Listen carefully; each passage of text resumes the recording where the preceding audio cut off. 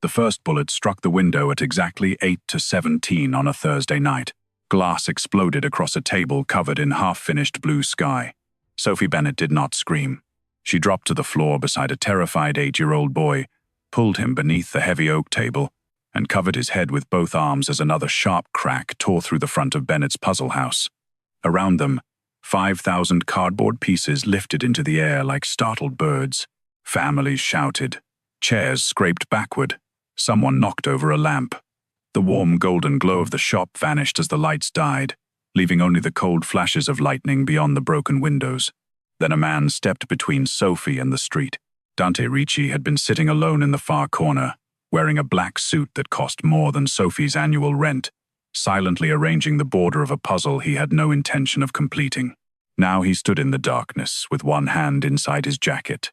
His face had changed. The quiet stranger who came every Tuesday and Thursday had disappeared. In his place was someone every instinct in Sophie's body told her to fear. "Stay down," he said. His voice was calm, too calm. A black sedan skidded to a stop outside. 2 men emerged from the rain. Before Sophie could see their faces, Dante fired through the broken window. The answering shots stopped. 3 black SUVs appeared from opposite ends of the street, as if summoned by his breath. Men in dark coats flooded the sidewalk, disciplined and terrifyingly efficient. One of them entered the shop and addressed Dante with a title Sophie would never forget. "Boss." Dante turned toward her. Rain swept through the broken window behind him. A thin line of red marked his white shirt near his shoulder, but his attention was fixed entirely on Sophie and the child beneath her. "Are you hurt?" Sophie stared at the gun in his hand, at the men waiting for his orders, at the unfinished puzzle scattered between them. For weeks, she had wondered why Dante Ricci never completed anything. Now she understood that the puzzles were not the mystery. He was, and somebody had just tried to kill him inside her shop.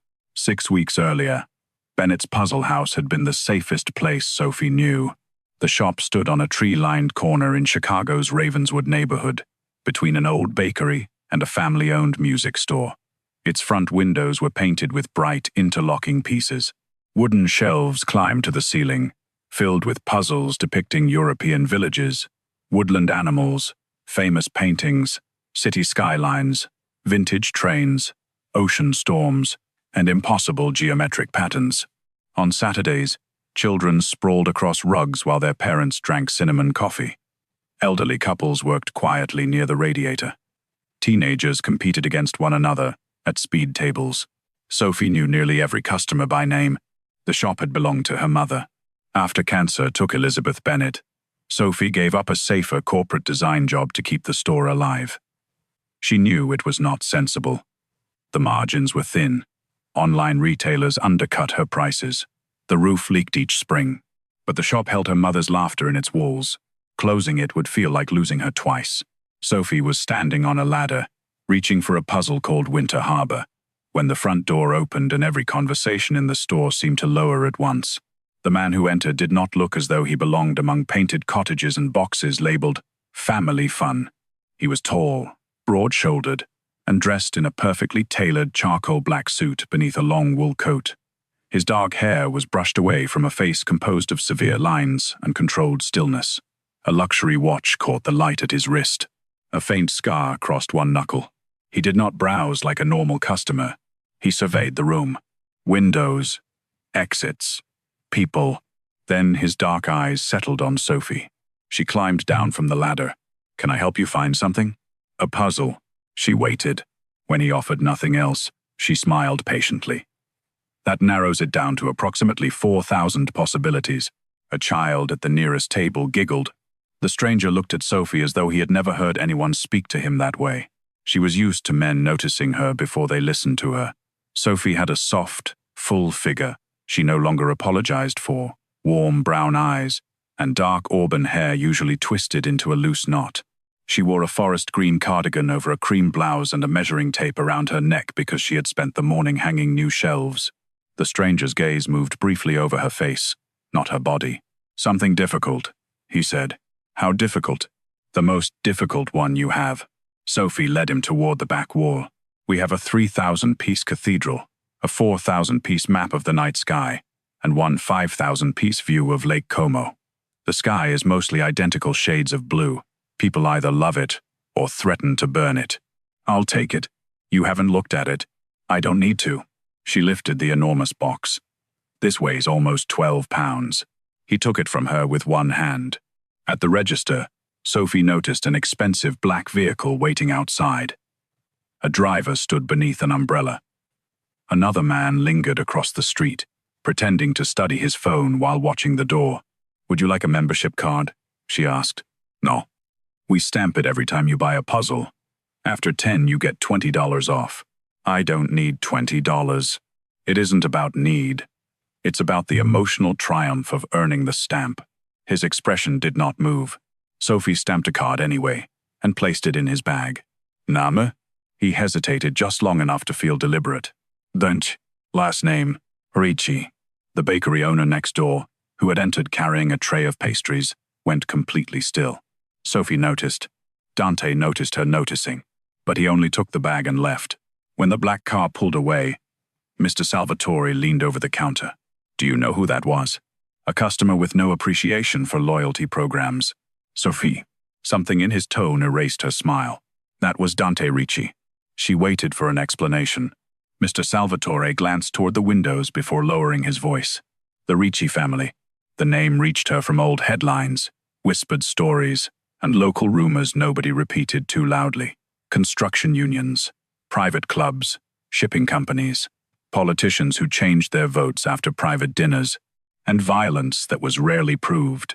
Sophie looked down at the membership card stub. Dante Ricci. 10 empty boxes waited beside his name. He bought a puzzle, she said. Mr. Salvatore shook his head. Men like that never buy only what they came for. 3 weeks later, Dante returned. He entered 10 minutes before closing, wearing another dark suit and the same unreadable expression. Sophie was stacking chairs. Did you finish Lake Como? No.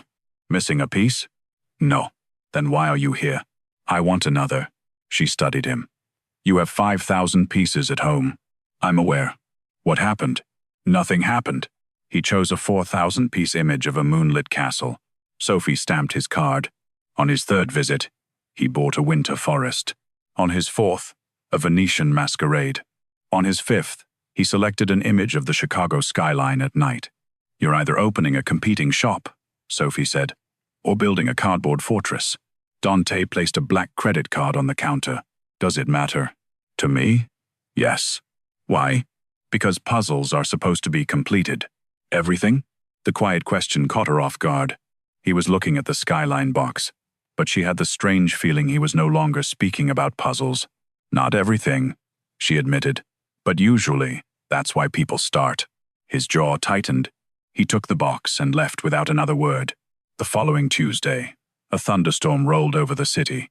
Rain hammered the windows, and only 3 customers came during the entire afternoon. At 7:30, Sophie locked the door and began carrying returned inventory to the basement. A knock sounded against the glass. Dante stood outside in the rain. No driver. No umbrella. His coat was dark with water. Sophie let him in. We're closed. I know.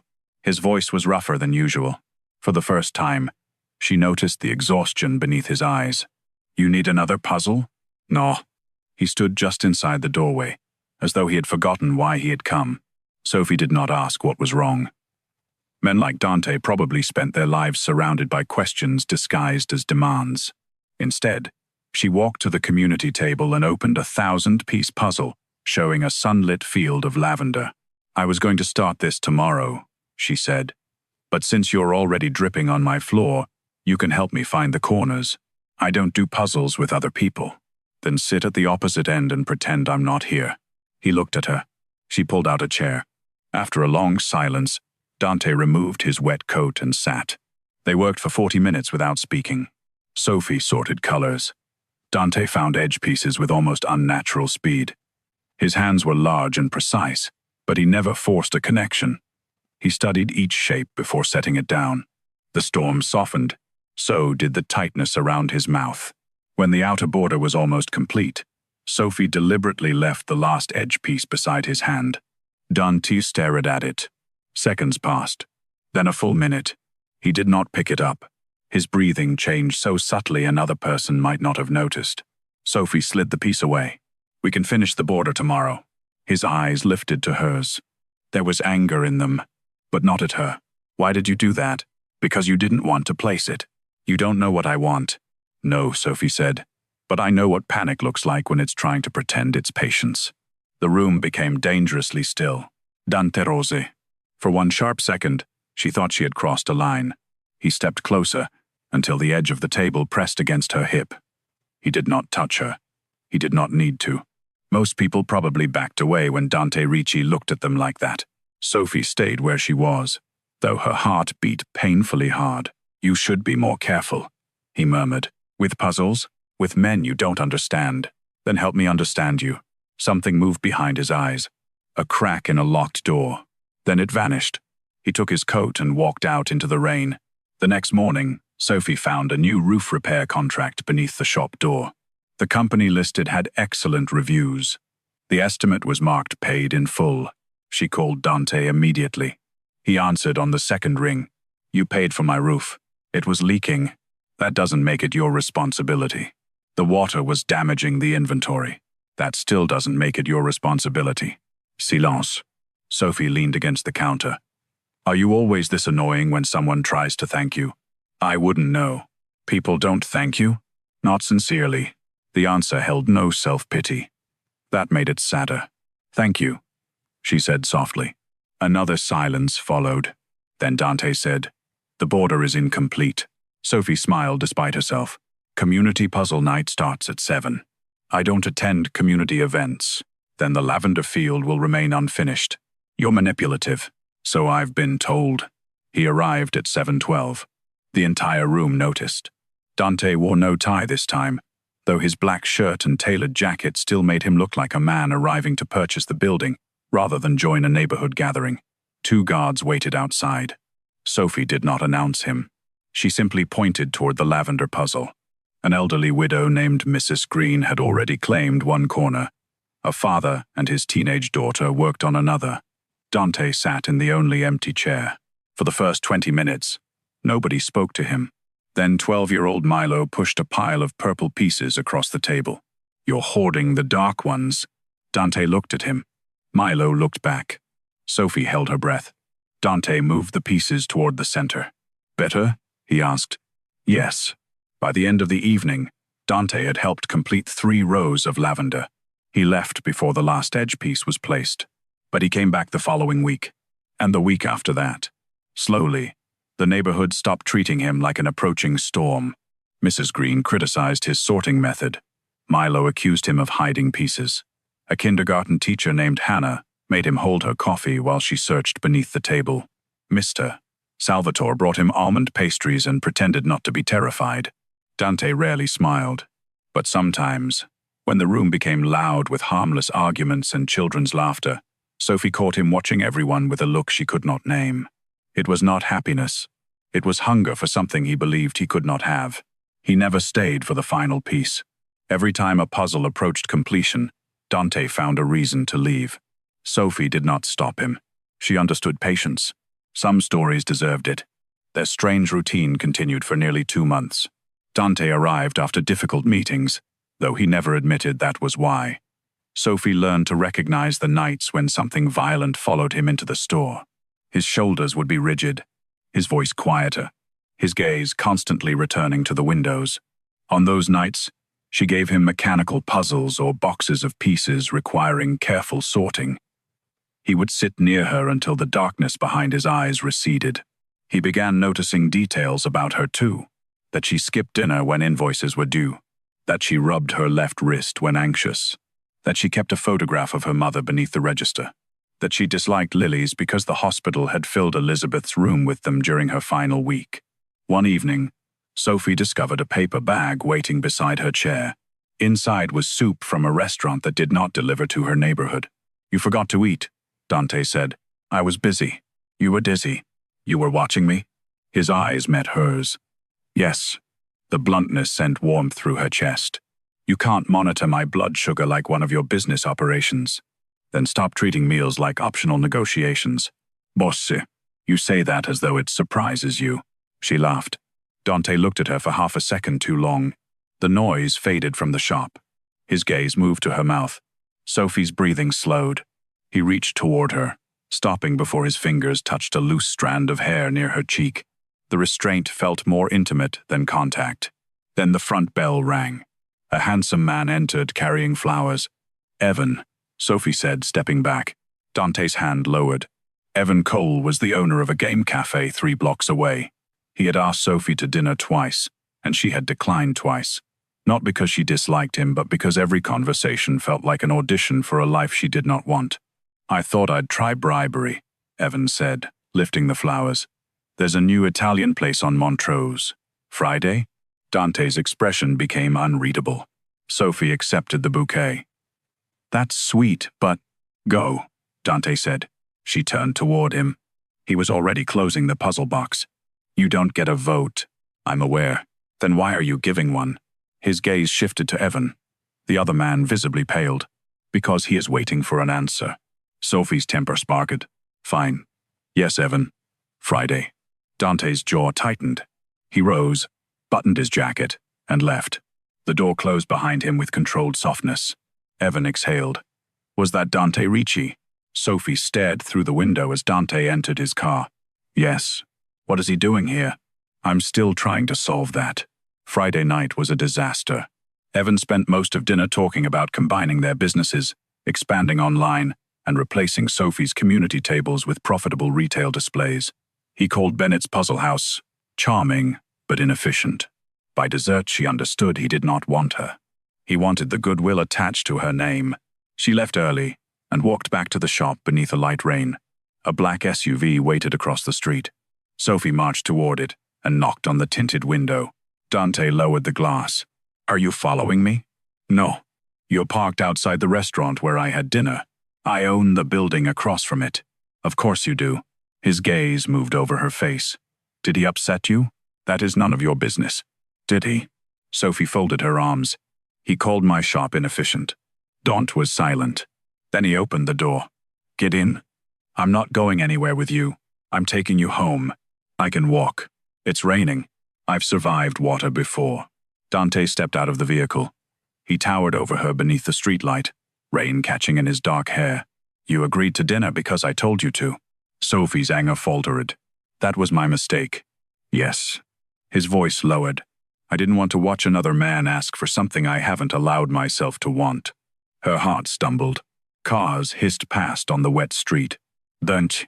He looked away, the confession already retreating behind control. "I should not have interfered." "What do you want?" His gaze returned to her. "You know." "No. I know you come to my store. I know you buy puzzles you never finish. I know you feed me when I forget to eat and pay repair bills without permission. I know you watch me as though you're trying to memorize something." She stepped closer. "But I don't know what you want." His hand lifted, fingers hovering near her waist. "I want a room where nobody asks me to become the man they fear." His expression hardened with the shame of having revealed too much. "And I want the woman who created that room."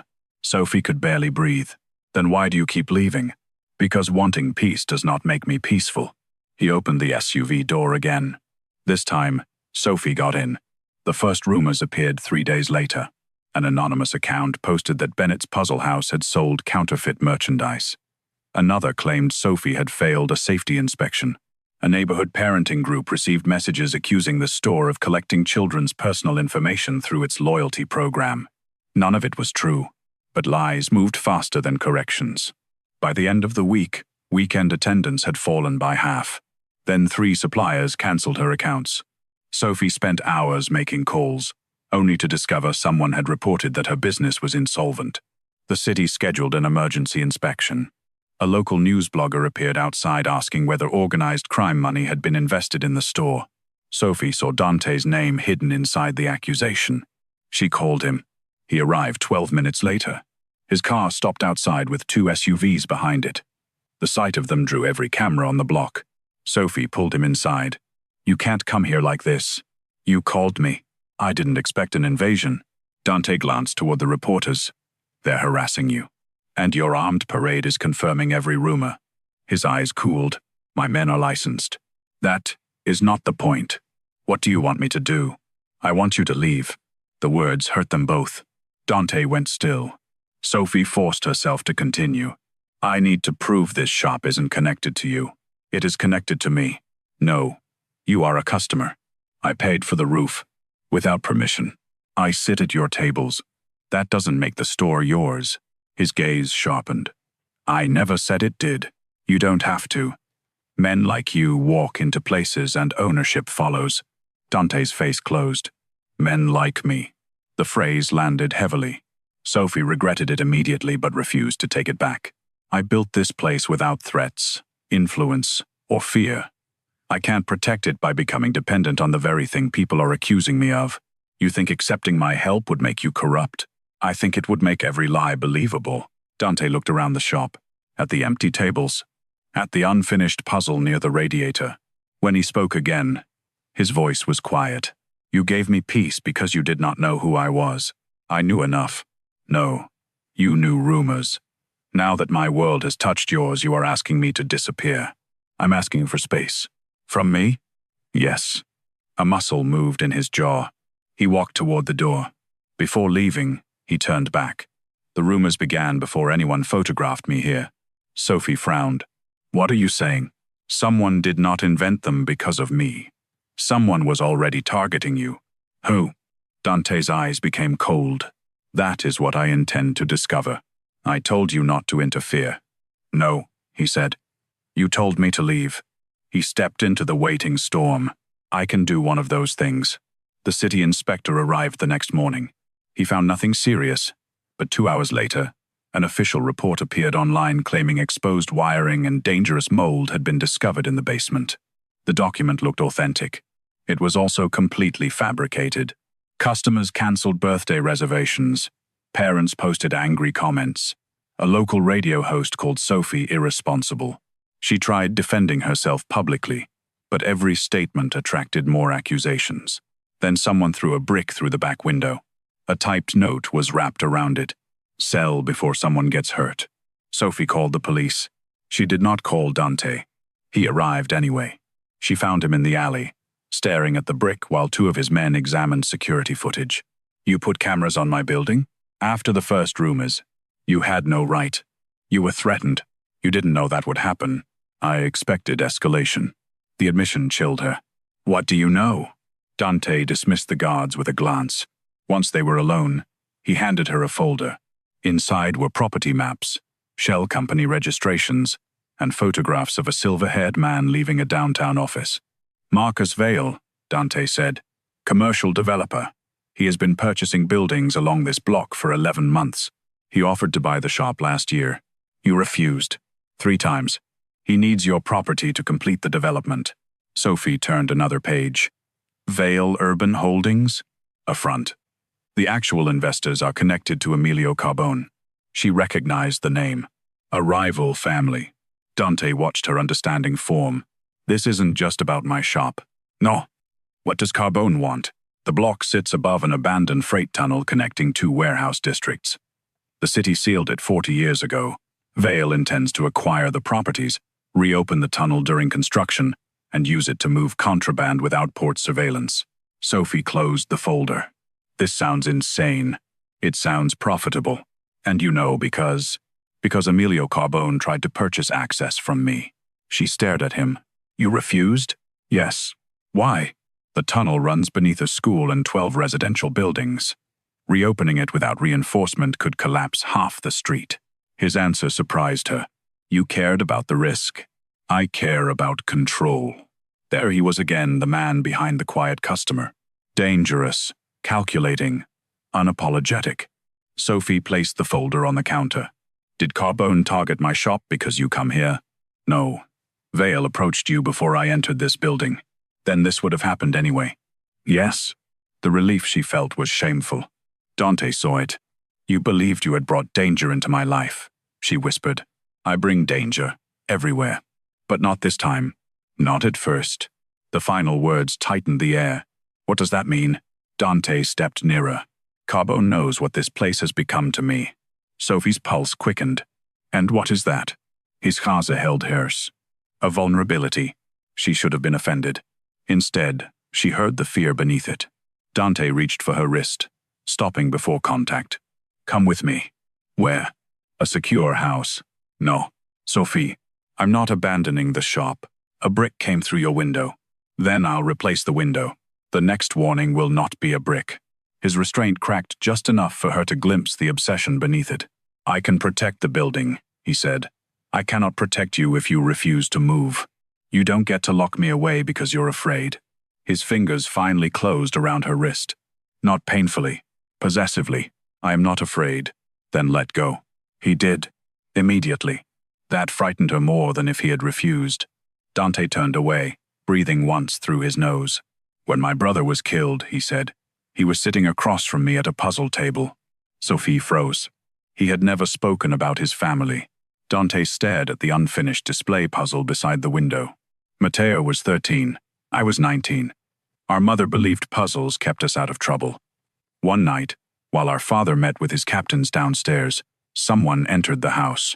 His voice remained controlled, but his hands had become fists. We were working on a 5,000-piece picture of Lake Como. Sophie remembered the first box he bought. The attacker fired through the window. I reached for Matteo, but I was too slow. The shop disappeared around them. I held him on the floor while the pieces stuck to his blood. The puzzle was almost finished. Dante swallowed. One piece remained in my hand. Sophie's eyes burned. That is why you leave before the last piece. I have purchased the same puzzle every year since his death, but you never complete it. I cannot. She moved toward him. Dante stepped back. The refusal was instinctive, as though comfort was another weapon he did not trust. Sophie stopped. You don't buy puzzles because you enjoy them, she said. No. You buy them because part of you is still sitting in that room. His expression hardened. You wanted to understand. I wanted you to stop carrying it alone. Do not confuse confession with permission. Permission for what? To pity me. I don't pity you. What do you feel? The question was almost a challenge. Sophie looked at the man who could command armies of loyal criminals but could not place a single cardboard piece. I feel angry that a 19-year-old boy decided surviving was something he had to apologize for. Dante's eyes flashed. You know nothing about what I did afterward. Then tell me. I found the man responsible. His voice dropped. And I made certain nobody ever found him. The truth settled between them. Sophie felt fear. Real fear. Dante saw it and gave a humorless smile. There. Now you understand. He turned to leave. Sophie caught his hand. Dante stopped. Her fingers looked small around his. She could feel the tension running through him. I understand that you became something terrible to survive something terrible, she said. That doesn't mean I approve of everything you are. His gaze lowered to their joined hands. But it doesn't erase the man who sits with lonely people on Thursday nights. That man is temporary. No, he's just quieter. Dante looked at her with something raw and dangerous. If Carbone learns how much you matter, he will use you to dismantle me. Then maybe stop acting as though I don't get a choice. You don't understand the cost. Explain it. If you stay near me, I will watch every person who approaches you. I will know where you sleep. I will remove threats before you learn their names. I will become jealous of men who make you laugh and furious when you risk yourself. His hand turned beneath hers until his fingers enclosed her wrist. I will want more than you should give me. Sophie's breath caught. And if I tell you no, I will obey. The answer came instantly. But I will not stop wanting. They stood close enough that her cardigan brushed his jacket. Dante. A vehicle backfired on the street. He moved before the sound finished. One arm wrapped around Sophie's waist, pulling her behind him. His other hand reached beneath his coat. The gesture was violent in its speed and tender in its purpose. When he realized there was no threat, he slowly released her. Neither of them spoke. Sophie looked up at him. You can install security, she said. Outside only, and your men stay discreet. Dante's expression did not soften, but his thumb brushed once across the inside of her wrist. Pack a bag anyway. The attacks became subtler. Vale's company filed a lawsuit, alleging Sophie had violated an old property easement. Her bank froze a business credit line after receiving forged debt records. A manipulated video appeared online showing rats in what was supposedly her basement. Dante could have ended it in a night. Sophie knew that. He could have threatened officials, frightened journalists, and destroyed Marcus Vale financially. Instead, because she asked him to, he used legitimate investigators, attorneys, and accountants. It cost him patience. Sophie watched him sit through meetings with neighborhood lawyers who interrupted him, disagreed with him, and refused to be intimidated. Each time his jaw tightened, she slid a puzzle piece toward him beneath the table. He began keeping them. She discovered a blue cardboard piece inside his wallet, a red one in the cup holder of his car, a yellow corner on his desk when he finally took her to his penthouse for a strategy meeting. The penthouse occupied the top 2 floors of a glass tower overlooking Chicago. It was elegant, silent, and almost empty. Dark marble, black leather, priceless art chosen by someone else. No photographs, no signs of a life being lived, except for one room. Sophie opened the wrong door while searching for the restroom. Puzzle boxes filled the space from floor to ceiling. Hundreds of them, some unopened, some sorted into trays, others abandoned halfway through. At the center stood a large table. On it lay Lake Como. 5,000 pieces. All but one were in place. Sophie approached slowly. The missing piece was part of the sky. Behind her, Dante said, "You should not be in here." She turned. He stood in the doorway without his jacket. His white shirt rolled to the forearms. A dark tattoo disappeared beneath one sleeve. He looked less like a king and more like a man caught beside an open wound. "Where is the last piece?" "In a safe." "You locked it away?" "Yes." "Why keep the puzzle?" "To remember." "You already remember."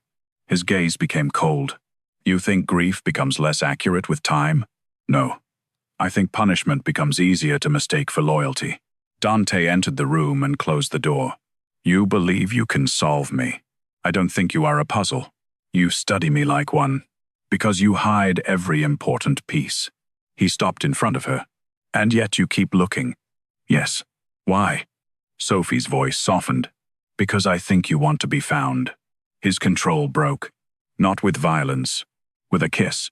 Dante's hand curved around the back of her neck as his mouth met hers, hard enough to reveal months of denial, and careful enough to show he still feared hurting her. Sophie gripped his shirt. The room seemed to tilt around them. He kissed her like a man furious at hunger itself. Then, just as her body softened against his, he tore himself away. His forehead rested against hers. "This is a mistake." "Probably. I will not be able to treat you casually. I would be offended if you tried. You make jokes when you are frightened. You make threats when you're vulnerable." His thumb touched her lower lip. "Sophie." Her name sounded like surrender. She leaned toward him again. A phone rang. Dante closed his eyes. The moment shattered. He answered. As he listened, the warmth vanished from his face. "What happened?" Sophie asked. Dante ended the call. "Your shop is on fire." They reached Ravenswood in 9 minutes. Smoke rolled across the street. Fire crews surrounded Bennett's puzzle house, while neighbors gathered behind police barriers. Flames had already been extinguished, but black water poured from the doorway. Sophie ran toward the building. Dante caught her around the waist. "My mother's photograph. You cannot go inside. It's under the register. The ceiling is unstable." She fought him. "Let me go." "No." His arms tightened as she broke apart against him. The shop windows were gone. Shelves sagged beneath water. Boxes floated in gray puddles. Years of work had turned to pulp. Sophie stopped struggling. Dante held her in the rain while firefighters moved through the ruins. Her cheek pressed against his chest. His hand covered the back of her head. "I'm sorry," he said. The word sounded useless, coming from a man accustomed to fixing everything. Sophie watched smoke climb into the night. "I told you I wouldn't abandon it." "You didn't." "They destroyed it anyway." Dante's body became very still. "No," he murmured. "They damaged a building." She looked up. His eyes held something lethal. "They have not destroyed anything yet." A firefighter emerged carrying a scorched wooden drawer. Inside, protected beneath the metal cash tray, was Sophie's photograph of her mother. The glass had cracked. The image survived. Dante took the frame and placed it carefully in Sophie's hands. She began to cry. He lifted her against him, one arm beneath her knees, the other around her back. Cameras captured the moment. The feared Dante Ricci carrying the Curvy puzzle shop owner through the rain while firelight burned behind them. By morning, the image was everywhere, and so were the accusations. Marcus Vale, local business owner linked to organized crime. Sophie sat inside Dante's safe house outside the city, watching a television anchor question whether the fire had been an insurance scheme. She switched off the screen. The safe house was a restored stone mansion, surrounded by bare trees and iron gates. Guards patrolled outside. Dante had placed Sophie in a bedroom larger than her apartment, and stationed 2 women from his security team in the hall. He had not visited her since dawn. She found him downstairs in a candlelit study. Dante stood over a table covered in surveillance photographs. Marcus Vale, Emilio Carbone, city officials, and Evan Cole. Sophie stared at the final photograph. Evan was entering Vale's downtown office. No. Dante looked at her. What is he doing there? He has been providing Vale with information about your suppliers, finances, customer lists, and building access. Sophie felt sick. Evan said he wanted to merge our businesses. He wanted your records. The fire? We don't know whether he approved it, but he helped them. Yes. The betrayal hurt differently because it was so ordinary. Evan had smiled, brought flowers, offered advice, all while measuring how much her life was worth to another man. I trusted him. Dante's expression darkened. I know. You suspected him at dinner. I suspected his interest was false. Why didn't you tell me? Because you already believed I was trying to control you. So you watched him instead. Yes. Hidden surveillance. Yes. Sophie turned away. Dante approached but did not touch her. I will not apologize for protecting you. You should apologize for deciding what truths I was allowed to know. His silence was answer enough. She faced him. This is what you do, isn't it? You collect information. You move people around. You keep everyone exactly where you can control them. I kept you alive. You also let me sit across from someone betraying me. I needed to know who he reported to. Sophie stared at him. The realization struck like cold water. You used me. Dante's face changed. No. You let Evan continue approaching me because he led you to Vale. I had men with you at all times. That doesn't make it better. I would never have allowed him to harm you. You allowed him to deceive me for 48 hours. To you, maybe that's nothing. To me, it matters. Dante's voice sharpened. And what would you have done if I told you? Confronted him? Warned him? Given Vale time to erase the evidence? You don't know what I would have done because you never asked. I could not risk my judgment, your life. The room fell silent. Sophie's anger trembled into pain. You say you will obey when I tell you no, but you only mean when my answer doesn't interfere with your plans. Dante flinched almost imperceptibly. She stepped back. You didn't trust me. I trust you more than anyone alive. No, you love the way I make you feel. That isn't the same thing. His face emptied. Sophie had found the one place she could wound him, and she had struck it. Do you love me? Dante asked. She could not answer. Not while smoke still clung to her hair. Not while betrayal lay across the table. His gaze lowered. Leave the room, he said. This is my safe house too, apparently. Sophie. The warning in his voice would have terrified almost anyone. She saw the hurt beneath it, but she left. That night, Dante disappeared. His guards refused to tell Sophie where he had gone. At 2 a.m, she heard vehicles entering the property. She found him in the marble foyer. Blood marked his collar. His knuckles were bruised. 2 men carried an unconscious stranger through a side entrance. Avon. Sophie rushed forward. What did you do? Dante blocked her path. He attempted to flee. Is he alive? Yes. Did you hurt him? Dante did not answer. She looked at his hands. You promised to use lawful methods. I promised that regarding your business. That distinction means something to you. It means everything. Sophie shook her head. This is what I was afraid of. He gave Vale access to your alarm codes. And now you've become exactly what they say you are. Dante's face hardened. I have never pretended to be anything else. No, you just came into my shop and let me believe there was more. There is more. Where? His eyes flashed. In every man I did not kill because you would hate me for it. The words froze the room. Dante stepped closer. You believe sitting at your puzzle table transformed me? It did not. I am still the man who ends threats. The difference is that now I imagine your face afterward. His voice cracked with restrained fury. That hesitation has nearly gotten you killed twice. Sophie's fear collided with heartbreak. I never asked you to become weak. You made me want things weakness can destroy. I am not a weakness. To my enemies you are. Then stop treating me like one. She walked past him toward Evan. Dante seized her arm. Sophie looked down at his hand. He released her instantly. Shame crossed his face. I am leaving tomorrow, she said. No. Her gaze snapped upward. Dante corrected himself with visible effort. The city is not safe. I'll stay with Mrs. Green. Carbone knows every address connected to you. Then where am I supposed to go? With me. I am with you. And I have never felt less trusted. Dante looked as though he wanted to argue. Instead, he said, there is something you need to see. He led Sophie beneath the mansion to a secure room filled with monitors. Images covered every screen.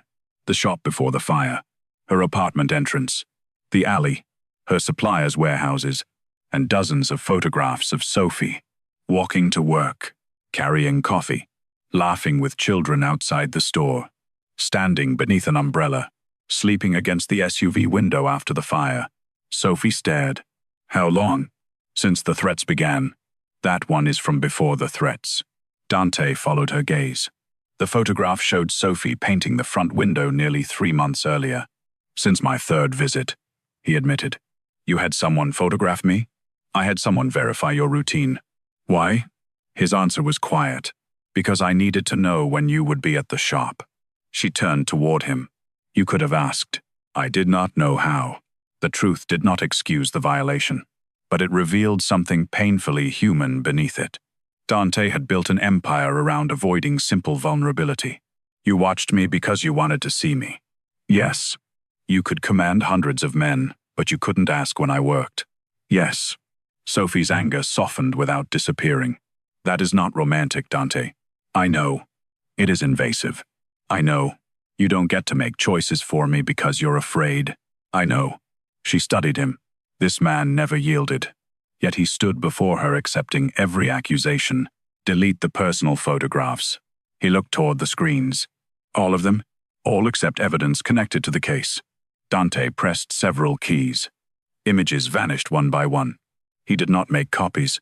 Sophie could tell by the way he watched them disappear. What happens now? She asked. Evan has evidence linking Vale to the fire and the false reports. He is willing to cooperate. Willing? He understands his alternatives. That sounds like coercion. It is. Dunch. I will deliver him to federal investigators with the evidence. I will not harm him further. She searched his face. Because it's the right thing? No. His chaza held hers. Because you asked. It was not the answer she wanted, but it was honest. The next afternoon, Evan gave a recorded statement to a federal task force. Marcus Vale was arrested for fraud, conspiracy, bribery, and arson. But Emilio Carbone disappeared. Dante knew that meant the war had only begun. 3 nights later, Sophie returned to the damaged shop with a police escort to recover insurance documents. The storefront had been boarded up. Inside, the air smelled of wet ash and burned wood. She found her mother's old ledger beneath the counter. Then she heard a door close behind her. The police officer assigned to escort her stood near the entrance. Except he was not holding his police radio anymore. He was holding a gun. I'm sorry, he said. My family owes Carbone money. Sophie's blood turned cold. Put your phone on the floor. She obeyed. 2 more men entered through the alley. One grabbed her arm and dragged her toward the basement. Sophie fought, kicking backward, but a cloth covered her mouth. The last thing she saw before darkness took her was a puzzle piece floating in a puddle near the door. Blue sky. Dante knew something was wrong when Sophie failed to answer his call. She always answered now, even when angry, even if only to tell him she did not want to speak. He checked the tracker placed inside the clasp of the necklace he had given her that morning. Sophie had almost refused it. Dante had told her it belonged to his mother. That was true. He had not told her it contained a tracking device. Her location moved beneath the old industrial district, toward the freight tunnel. For one terrible second, Mateo's blood was on his hands again. Then Dante became the man Chicago feared. Black SUVs sealed every exit surrounding the warehouses. Ricci soldiers entered the abandoned tunnels from 3 access points. Police units loyal to neither family received anonymous evidence directing them toward Carbone's operation. Dante went underground with a gun in his hand and Sophie's blue puzzle piece in his pocket. Carbone had arranged the tunnel like a throne room for a dying kingdom. Temporary lights hung from rusted beams. Crates lined the brick walls. Rainwater ran along the tracks. Sophie sat tied to a chair near the center. Her lip was bruised. Her cream blouse was dirty, but she was alive. Emilio Carbone stood behind her with a pistol. Dante stopped 20 feet away. He had come alone into the open chamber, though dozens of his men waited beyond the shadows. Carbone smiled. The famous weakness. Sophie looked at Dante. His face showed nothing. Only his eyes betrayed him. They were fixed on the bruise near her mouth. "Let her go," Dante said. "You refused my offer. The tunnel would collapse. So civic-minded. I wondered what changed you." Carbone pressed the gun against Sophie's temple. "Now I see." Dante's breathing remained steady. "What do you want?" "Control of the North Docks. 3 warehouses. And your resignation from the commission. You'll have them." Sophie stared at him. Carbone laughed. "No negotiation? Not where she is concerned." The answer moved through Sophie like heat and terror. Carbone's smile faded slightly. "You killed my brother. Your brother killed mine. So this is revenge." "No." Dante's voice lowered. "Revenge ended 18 years ago. This is business."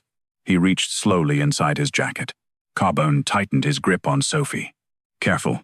Dante removed a folded document and placed it on the ground. "Sign transfers." Carbone gestured to one of his men. The man retrieved the papers. Sophie watched Dante. He had surrendered part of his empire without hesitation. Not because he was weak, because he had finally found something he valued more than power. Carbone examined the signatures. Then he smiled. "You know I can't let her leave." Dante's face went still. "You can. She knows too much. She knows nothing. She knows you." Carbone cocked the gun. The lights went out. Darkness swallowed the tunnel.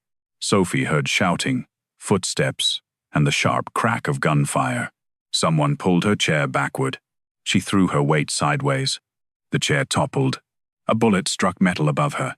Then, Dante was there. His body covered hers on the wet ground as gunfire tore through the darkness. He cut the ropes around her wrists. "Can you move?" "Yes." "Stay behind me." Emergency lights flashed red along the tunnel. Carbone's men retreated toward the far exit, only to find Ricci soldiers waiting. Carbone fired blindly.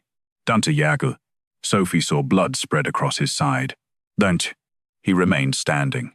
His gun trained on Carbone. The rival boss had reached a rusted support platform above the old tracks. "Do it," Carbone shouted. "Show her what you are." Dante's finger rested on the trigger. Sophie saw the battle inside him. The old instinct. The man who ended threats. And the promise he had made to become something more than fear. Sirens echoed through the tunnel. Federal agents entered from the eastern passage. Carbone looked toward the approaching lights, then back at Dante. "You'll regret leaving me alive." Dante's voice was cold.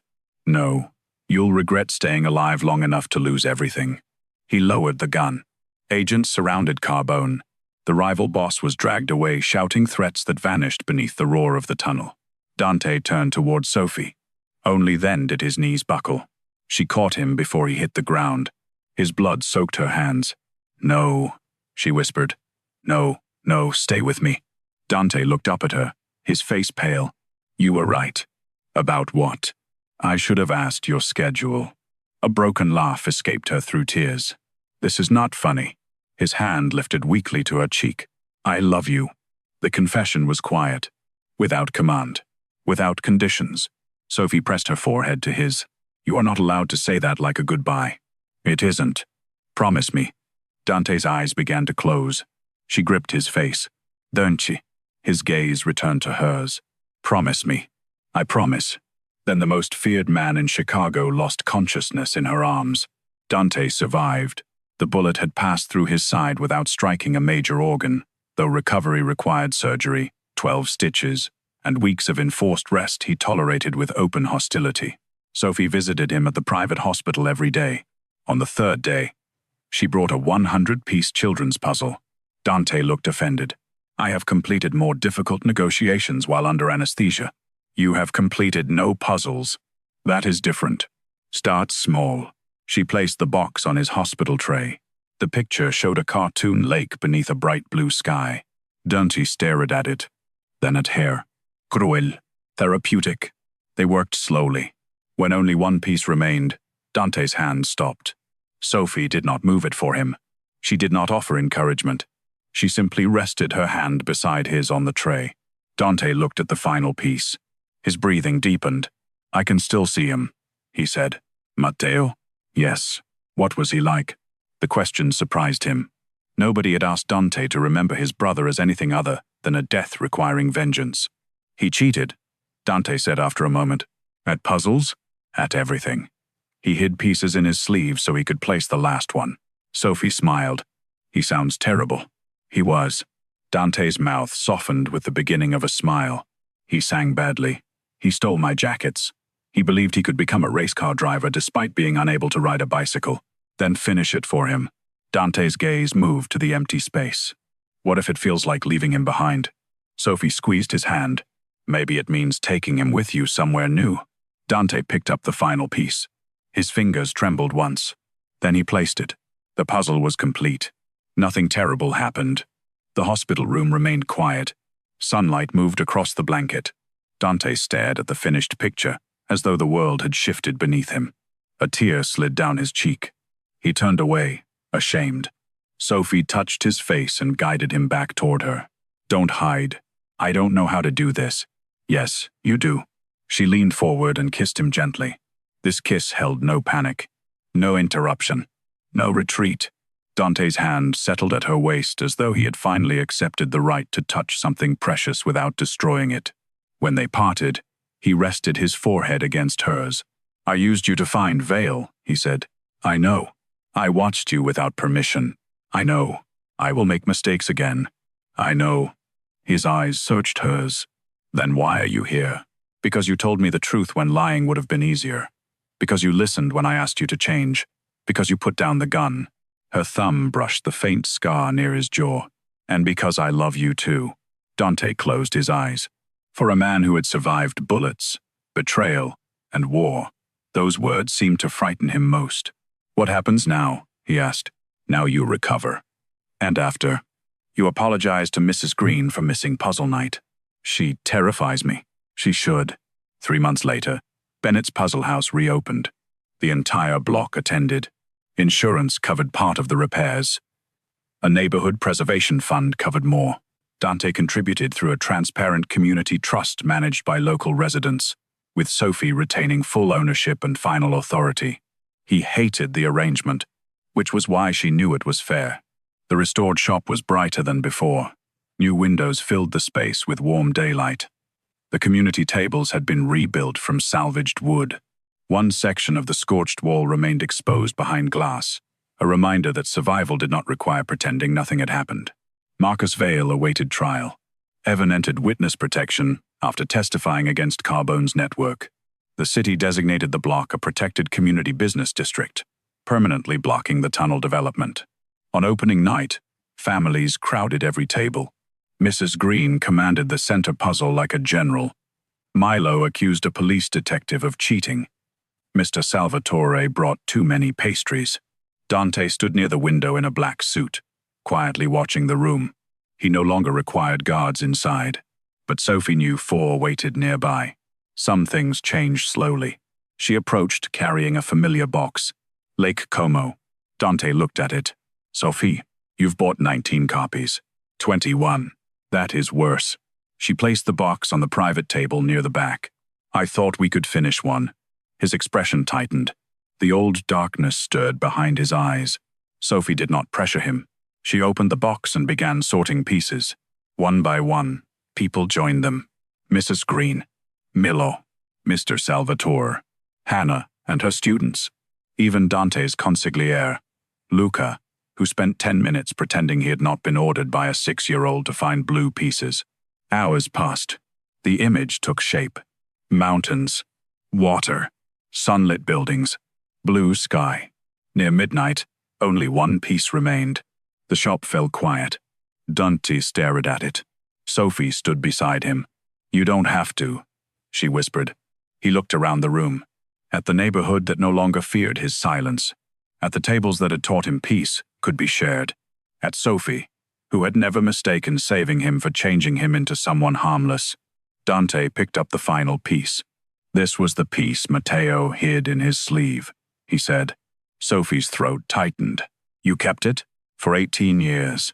He placed it into the empty space. The puzzle was complete. Applause filled the shop.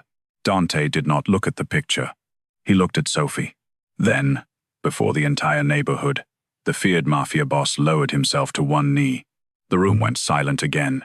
Sophie stared at him. Dante, I had a speech. You hate speeches. I paid someone to write it. She laughed through sudden tears. He opened a small black box. Inside was an elegant ring set with a deep green stone surrounded by tiny diamonds. My mother wore this, he said. Matteo once stole it and hid it inside a puzzle box. She nearly killed both of us. Sophie covered her mouth. Dante's voice grew quieter. I cannot promise you a life without danger. I cannot promise I will never frighten you. I cannot promise I will always know the difference between protecting you and controlling what I fear losing. He took her hand, but I promise to listen when you show me the difference. The room disappeared around them. I spent most of my life believing unfinished things could not hurt me, he continued. Then you taught me that refusing to finish is only another way of refusing to live. His thumb brushed over her fingers. Sophie Bennett, will you build a life with me one piece at a time? She looked at the man kneeling before her, not redeemed into innocence, not softened into someone unrecognizable. Dante was still dangerous, still powerful, still feared by men who understood what he could do. But he had learned that devotion was not ownership, that trust required truth, that love was not the silence after violence. It was the courage to remain when the room became quiet. Yes, Sophie whispered. Dante rose and slid the ring onto her finger. When he kissed her, the neighborhood erupted into cheers. Milo shouted that he had known all along. Mrs. Green claimed credit. Outside, snow began falling across Chicago. White flakes settled on the black SUVs waiting at the curb. Warm light spilled from the puzzle shop windows. Families lingered inside, laughing and arguing over misplaced pieces. Dante held Sophie close, one hand steady at her waist. You realize, she murmured, marriage does not give you authority over my inventory. I already control your primary supplier. She pulled back. What? A faint smile touched his mouth. Humor. Sophie stared at him. You made a joke. I regret it. You smiled too. I did not. She kissed him again before he could deny it. 1 year later, Bennett's puzzle house expanded into the empty building next door. The new community room hosted free after-school programs, grief support gatherings, and puzzle nights for veterans and families. A small brass plaque near the door read, The Dante Ricci Room, for everyone learning how to begin again. Dante pretended the plaque did not affect him. Sophie pretended not to notice when he touched it each time he entered. On the anniversary of the reopening, rain swept across the city. Inside, the shop glowed with warm white gold light. Children worked on floor puzzles. Couples drank coffee. Mrs. Green supervised everyone despite having no official position. Sophie stood near the front window, one hand resting over the gentle curve of her pregnant belly. Dante approached from behind. He had removed his jacket and rolled his shirt sleeves, revealing the dark ink along his forearm. A simple gold wedding band caught the light. In his hand was a single puzzle piece. What is that? Sophie asked. He placed it in her palm. It was painted pale yellow. On the back, someone had written in careful black ink, For our first family puzzle. Sophie looked up at him. Dante's expression remained composed, but his eyes held a tenderness he showed nowhere else. You bought another 5,000-piece puzzle, didn't you? 10,000. Dante. Our child will require intellectual challenges. Our child is not born yet. Preparation is essential. Sophie laughed. The sound drew his gaze to her mouth, the way it had from the beginning. He touched her cheek. Unlike that first night, he did not stop himself. Around them, hundreds of puzzle pieces covered dozens of tables. Incomplete skies, half-built houses, unfinished oceans. Nobody rushed to complete them. There would be time. Dante looked through the window at the rain. Then back at the woman who had taught him silence did not always lead to gunfire, grief, or an empty room. Sometimes silence was a shared table, a hand beside his, a final piece waiting without judgment. He lowered himself beside Sophie and rested his palm against her stomach. The baby moved. Dante froze. His face changed with quiet wonder. Sophie covered his hand with hers. "Did you feel that?" "Yes." For once, the most powerful man in Chicago had no command to give, no enemy to defeat, no threat to calculate, only a future he could not control and no longer wanted to escape. Outside, the city remained dangerous. Inside, Dante Ricci smiled, and on the table beside them waited a puzzle not yet begun.